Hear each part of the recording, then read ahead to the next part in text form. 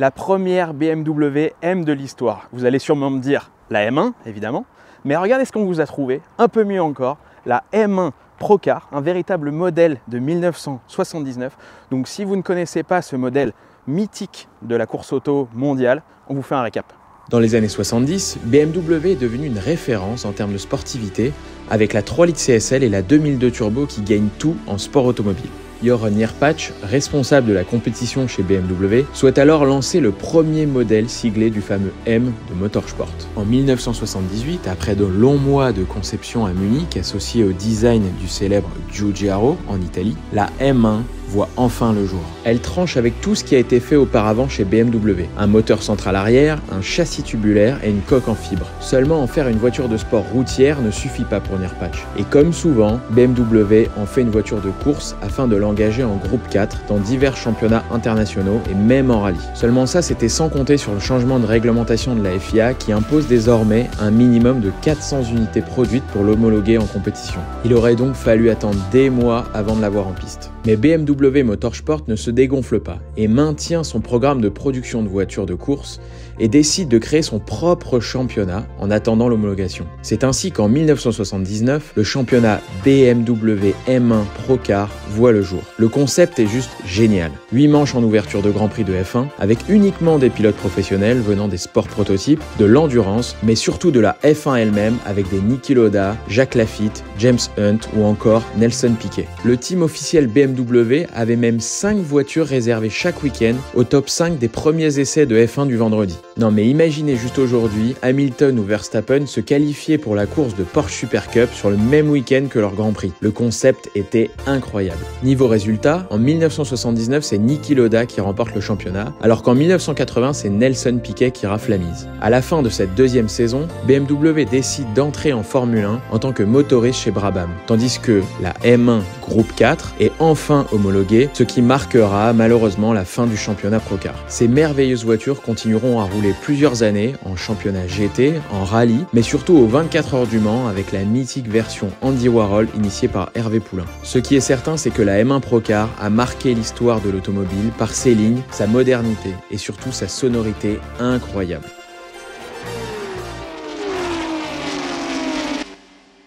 Bon, vous avez vu quand même cette histoire de malade courir avec ces magnifiques M1 sur les circuits de F1 avec des pilotes de Grand Prix. Enfin, ça devait être franchement incroyable, surtout après que son histoire a continué en course d'endurance, en rallye, tout ça. Donc c'est vraiment une voiture qui est hyper polyvalente, on va dire, dans le sport auto. Mais voilà, moi c'est vrai que j'ai un attachement particulier à cette histoire de Procar.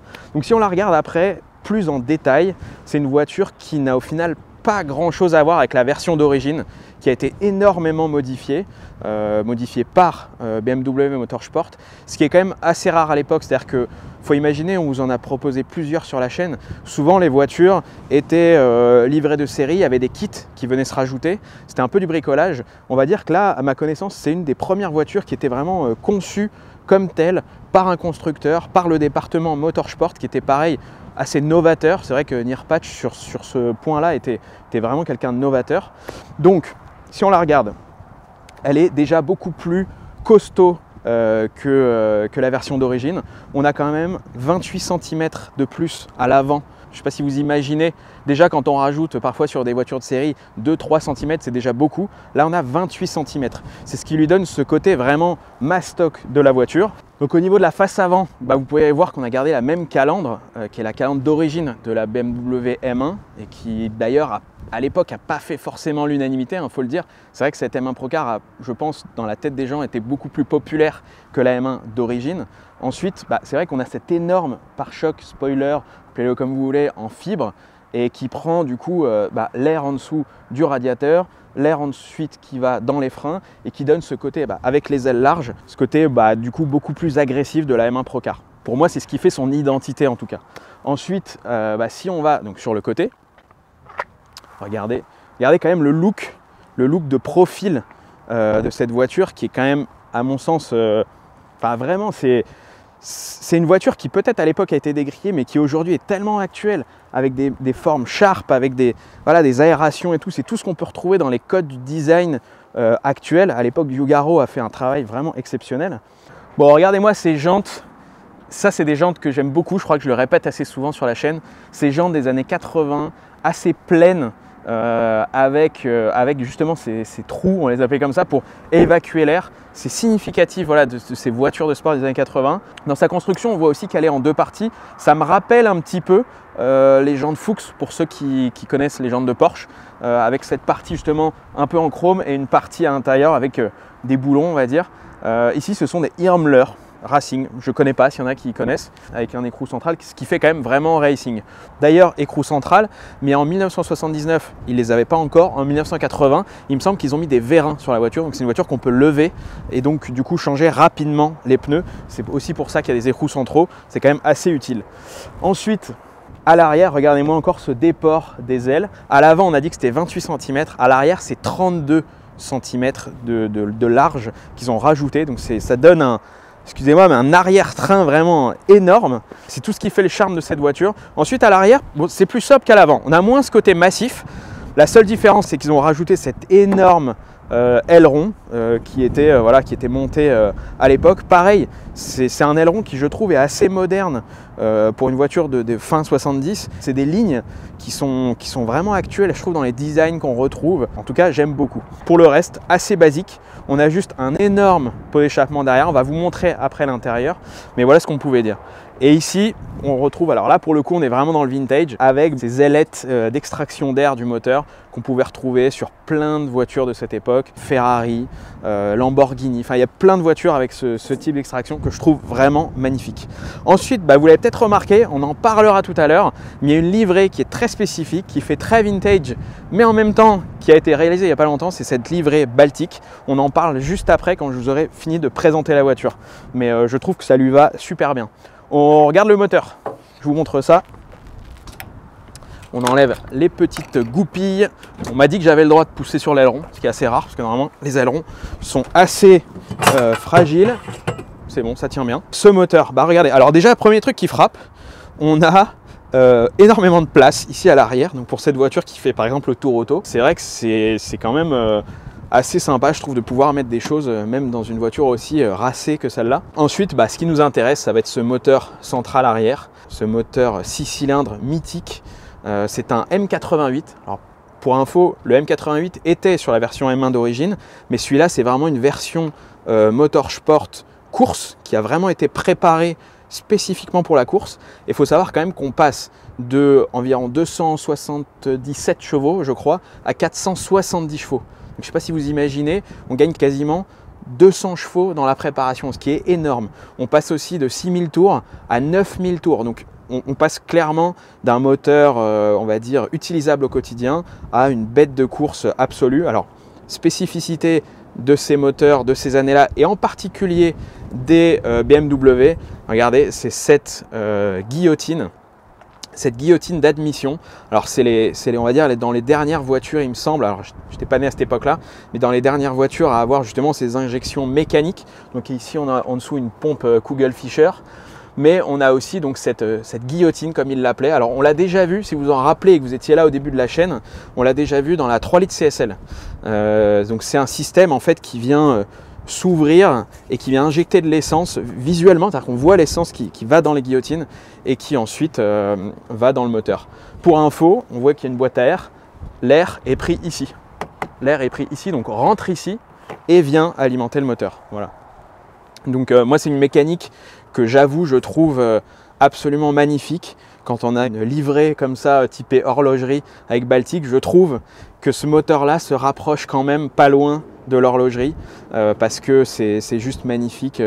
On verra le son tout à l'heure qui est encore incroyable, mais voilà, rien que de voir cette pièce, cet objet, je trouve ça incroyable. Ensuite, on a forcément les spaghettis, donc les échappements, mais qui ressemblent à des spaghettis, du coup on les appelle un peu comme ça, qui sortent ici, dehors, derrière, dans un énorme échappement. On verra si ça fait des flammes tout à l'heure, mais voilà, je trouve ça assez incroyable. Hop, je referme, c'est assez lourd quand même, hein. Avec cette carrosserie qui est en fibre. Il faut savoir que pour le coup, la voiture de série était aussi en fibre. Donc, alors est-ce que c'est les mêmes composites? Je ne sais pas, mais en tout cas, on n'est pas très loin pour le coup d'éléments de série. C'est vraiment un paradoxe cette voiture parce que elle a un côté très racing, très course, mais de l'autre côté, elle garde quand même pas mal d'éléments de série. Notamment, on le verra tout à l'heure, alors je vais vous montrer la commande de boîte, mais la boîte de vitesse est une boîte de vitesse ZF, bien connue chez BMW, mais c'est une boîte de vitesse typée Origin. Alors dessus, ils ont mis un refroidissement, un radiateur, etc. Ils ont ajusté quelques petites choses, mais la base est de série. On fait l'intérieur? Allez. Bon, pour cet intérieur, déjà, il y a un truc que j'aime bien, et vous le savez, quand c'est simple. J'aime bien les intérieurs de voitures de course simples. Et là, on est vraiment dedans. Alors, on a juste, premier truc qui me saute aux yeux, c'est cette, on va dire, cette casquette qui abrite les compteurs qui sont en dessous. Alors là, pour le coup, c'est un peu le bordel, sur fond de planches orange. Ça rappelle un peu les cuisines des grands-mères des années 70, ce fond orange, mais que je trouve super cool et qui revient totalement tendance. On a au milieu un contour, ça tombe bien, c'est tout ce qui nous intéresse. Ensuite, on a des barres de pression d'huile, voilà, pression d'essence, donc ça c'est important quand même en course, même si là on va pas trop y faire gaffe. Et ensuite, on a les températures classiques eau, huile. On a des alertes, ce qui est bien, c'est que l'équipe Brett Meyer Racing, Brake Racing exactement, a mis des petites indications partout, donc comme ça on n'est pas paumé. Ensuite le volant, rien à dire, c'est un volant tout simple, BMW, moi je trouve ça magnifique, j'adore les trucs simples comme ça. Les commodos, on garde juste un clignotant ici et les essuie-glaces ici, pareil, rien à dire. Ensuite ici, on a juste une planche de bord avec l'essence. Ici, on a un indicateur d'heure. Donc voilà, ça peut être utile peut-être pour le moteur. Et ensuite, ça va être plein de petites choses. Alors, je ne vais pas tout vous détailler, mais il y a des choses pour les ventilateurs, le désembuage, tout ça. Ensuite, l'élément principal, ce levier, donc de la boîte ZF. Donc encore une fois, une boîte qui est similaire à l'origine, même si elle a été adaptée pour la course, mais qui a l'air assez simple et assez souple. Et d'ailleurs, on a le cache en caoutchouc de la voiture d'origine. Donc vous voyez qu'on est vraiment assez proche. Voilà. Après, on a juste ce fameux pommeau blanc. D'ailleurs, j'avais voulu en faire un comme ça dans la 405, j'avais pas réussi. Donc voilà, donc ça on va voir tout à l'heure. À savoir que la première est en bas, important de le dire, et la marche arrière est en haut. Donc il ne faut surtout pas aller mettre la première comme si c'était une première classique, parce que sinon on met la marche arrière. Ensuite, on a toute une série de fusibles. Pareil, je ne vais pas vous les détailler, mais c'est plein de petites pompes.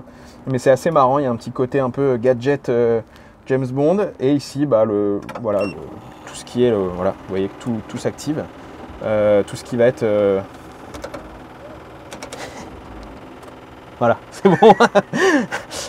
Donc vous voyez que là, ça active tout. Et puis là, on n'aura plus qu'à appuyer sur Start pour démarrer. La répartition de frein et un petit élément qui n'est pas d'origine, mais que je vous montre quand même parce que c'est une voiture qui participe aujourd'hui au Tour Auto. Vous avez peut-être croisé d'ailleurs sur ce Tour Auto, le dernier Tour Auto. C'est pour ça d'ailleurs qu'il y a 2 sièges. C'est Olivier Brett Meyer et sa femme qui roulent dans cette voiture. Et ils ont adapté pour les épingles du Tour Auto, sachant que c'est une voiture qui à l'époque roulait en rallye, donc on n'est pas non plus dans du délire. Ils ont rajouté un petit frein à main, petit frein à main hydraulique pour faire pivoter la voiture. Vu sa taille, je pense que c'est pas en trop. Voilà. Et ensuite, pas de rétroviseur central. Je pense qu'on a fait le tour. Maintenant qu'on a tout vu des détails de cette M1 Procar qui est juste magnifique, je vous propose, vous l'avez compris, on est ici avec Baltic et je vais retrouver Étienne juste avant de rouler qui va nous parler un petit peu de Baltic parce que c'est une marque de montre qui m'est chère et qui a été d'ailleurs partenaire officiel du dernier Tour Auto. Donc on va le voir et ensuite on met le casque, on y va. Bon, juste avant d'aller rouler, je voulais faire un petit stop avec Étienne. Tu es cofondateur, si je ne dis pas de bêtises. Exactement, avec Paul et Clément, ouais. C'est ça, de la marque Baltic. Soutien de la chaîne. Exactement. On a de la chance.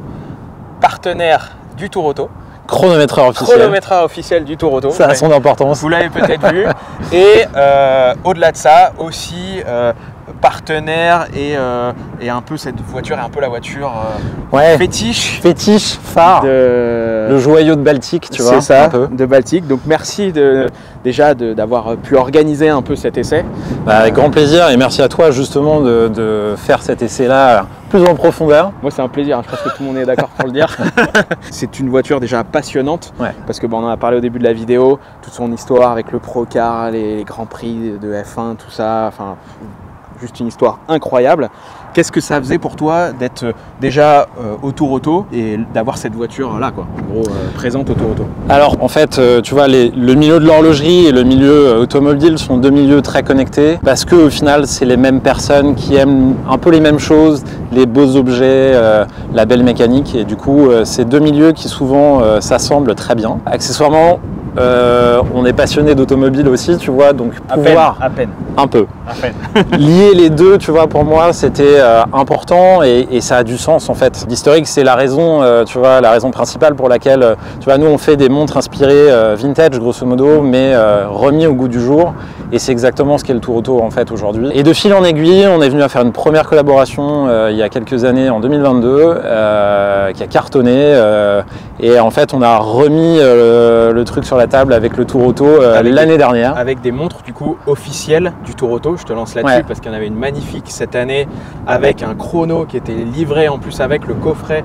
Je sais pas si vous l'avez vu, mais c'était juste Bah en fait incroyable. c'est la montre et deux petits chronos de bord Ouais. que tu mets, donc il y a une montre et un chrono, donc un stopwatch, donc vraiment un chronographe en fait, que tu mets dans ta voiture directement, vraiment à l'ancienne, et on a fait ce triptyque montre avec les deux chronos, et ouais, on trouvait ça génial de célébrer un peu, tu vois ça, Ouais, non, autour de c'est cette montre là spécifiquement. On remet la même chose l'année prochaine, on refait la même recette. Scoop, annonce Scoop. officielle. Voilà, il y aura encore une autre montre pour le ouais. Tour Auto qui sera différente du coup, mais qui sera quand même basée sur un chrono, donc la montre auto parfaite. Et voilà, non, ça va être génial. On est très content, tu vois, de pouvoir remettre le pied à l'étrier. Moi, il y a un truc qui me plaît dans la marque, c'est que de 1, vous essayez de faire des pièces qui s'inspirent clairement de pièces vintage, Ouais. très bien équilibrées, pas trop grosses, jolies, etc. Mais surtout, il faut le dire, je sais que c'est pas le but de l'horlogerie, mais quand même c'est le cas, à des prix cohérents. Je vais Ouais. pas dire abordables, mais je vais dire cohérents. On vous met un lien en dessous, vous pouvez aller voir toute la gamme Baltique. Il n'y a pas que de la montre automobile, hein. Il y en a pour tous les goûts, il y a Ouais, de la tout à fait. plongée, il y a plein de gammes.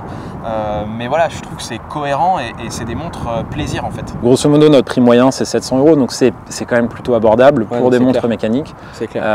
Et c'est ça qui est trop bien, c'est que nous on se fait plaisir à les faire, les clients ont plaisir à les porter, et on prend du plaisir à en parler. Donc Ouais, c'est voilà, clair. tu vois, c'est la Non, boucle c'est- est bouclée. C'est quoi. vraiment de la passion, donc marque passion. Exactement. Vous pouvez aller voir en dessous. J'ai qu'une envie là, c'est de mettre le casque Je comprends. et d'aller faire rugir ce 6 cylindres et voir ce que ça donne sur la piste. Génial. Merci. C'est une auto de malade. Bah j'imagine. Allez, c'est parti. Bon, nous voilà à bord de cette M1 Procar. C'est vraiment une légende cette caisse. Je suis trop content de la rouler.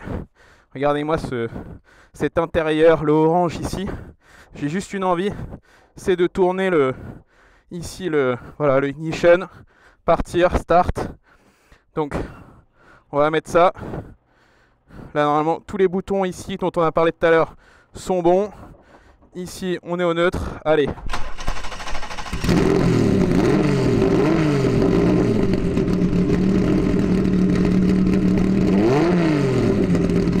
Ah, le son de ce 6 cylindres, c'est juste magique. Donc on a dit la première en bas, ici, et on est parti.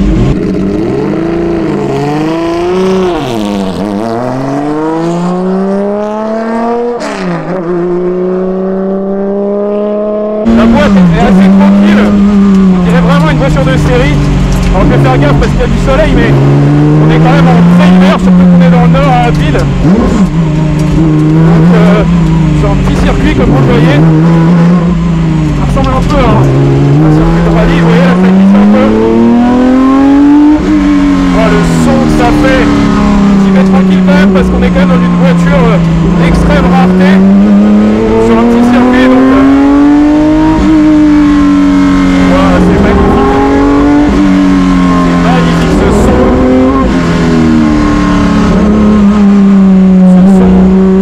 C'est que la lumière là, c'est... Allez, on va essayer de faire chauffer un peu. Allez. Voilà. Voilà, là ça tourne.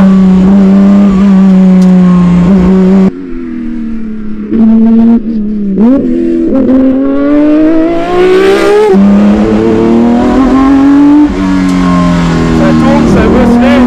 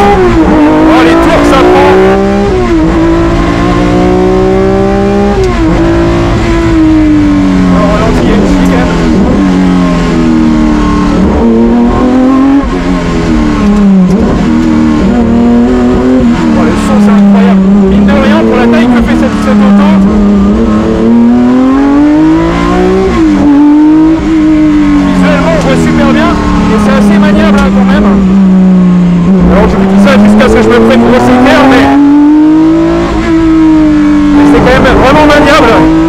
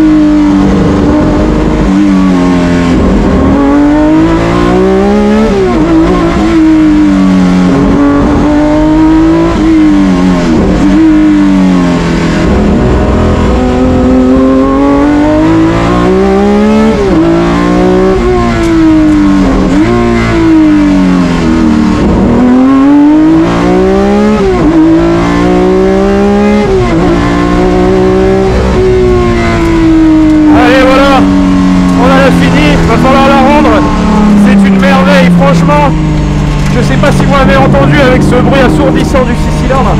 Mais c'est une merveille cette auto. Elle est équilibrée, ça freine, même si j'ai pas eu la chance de l'essayer sur un circuit très rapide, mais malgré tout quand même assez sympa, ce circuit d'Abbeville. Et qui rappelle presque une spéciale de rallye en fait, donc j'ai aussi pu voir ce que ça pouvait donner en dynamique, voilà, dans une spéciale type Tour Auto par exemple, ou même à l'époque ce qu'ils pouvaient faire en groupe B. Qu'est-ce qu'ils devaient s'amuser ces pilotes de F1, ces pilotes de proto, ces stars de l'époque qui faisaient le Procar là-dedans. J'imagine même pas à Monaco, ça devait être fantastique, franchement. Et c'est un moteur qui demande juste à prendre des tours. Ouais, j'adore, franchement il n'y a rien à dire. Parfois on essaye des autos, on est un peu déçus parce que c'est des autos de légende et on se dit ouais, au final c'est pas si incroyable que ça. Celle-là, à aucun moment elle m'a déçu, franchement c'est la boîte aussi, la boîte est vraiment géniale à faire tourner. Voilà, c'est juste un pur bonheur. Allez, je me gare et je vous explique ce que j'en ai pensé à l'arrivée. T'as entendu ce son ou pas? Je comprends qu'il soit allé en F1 après. Je comprends qu'il soit allé en F1 après avoir construit cette M1 Procar. Non mais le son du 6 cylindres. Tu vois, on avait fait la 3 litres CSL, mais ça gueulait pas comme ça. Là c'est stratosphérique. Pour une voiture de fin des années 70, 79, 80, c'est incroyable. Genre même l'ergonomie et tout, tu vois. J'essaie de lui trouver des points faibles depuis tout à l'heure. Il y a juste le freinage que j'ai pas pu vraiment essayer. Attends, je vais enlever mon casque. Le freinage que j'ai pas pu vraiment essayer parce que bah on est sur un petit circuit, donc ça freine, mais tu sais pas sur un gros circuit. Donc je sais pas si c'est stable ou pas. Mais après, quel équilibre. Enfin, quand je voyais les images à Monaco, je me disais ouais les gars ils devaient galérer, ça devait être énorme et tout. Et en fait, désolé j'enlève ça. Et en fait, c'est ultra équilibré. Enfin le moteur central, tout ça, l'empattement, les largeurs de roues. Enfin, t'as l'impression que tout a été fait parfaitement. Et quand tu te dis que c'est que la première voiture de Motorsport de BMW, waouh, tu te dis, je pense que les autres à l'époque ils devaient se dire, waouh, là ils ont fait un truc fort. Et c'est aussi pour ça, je pense que cette voiture est aussi mythique, c'est que voilà, à conduire, à piloter même, c'est un pur bonheur. Donc le son incroyable, voilà. J'ai pas grand chose à dire dessus, surtout que c'est quand même une voiture assez exceptionnelle. Enfin, je veux dire, ce que nous offre aujourd'hui Baltic et le Brett Racing, c'est quand même un truc assez dingo. Et juste, c'est juste du bonheur, quoi. Enfin, l'extérieur, je sais pas ce que ça donnait, mais c'est juste un kiff, quoi. Donc voilà, donc trop content. Parfois j'essaie de vous trouver des points négatifs, mais là j'en ai pas. J'ai juste la banane, franchement, rien à dire. Donc même l'intérieur, tu vois, c'est simple et tout, enfin je sais pas. C'est à l'allemande, c'est juste parfait. Donc j'espère que vous avez aimé cet épisode. Moi j'ai beaucoup aimé, je pense qu'ici on a tous aimé. Et puis voilà, et c'est toujours un bonheur de vous trouver ces caisses incroyables. Je suis en train de me dire dans ma tête qu'on commence à en avoir fait des caisses incroyables. N'hésitez pas d'ailleurs à nous dire en commentaire celles que vous avez le plus aimé. N'hésitez pas aussi à vous abonner. Je le dis pas en début de vidéo pour pas vous embêter, mais on a besoin de vos abonnements parce que c'est aussi ça qui nous permet de négocier des voitures. Si elles peuvent toutes être comme ça, moi je signe.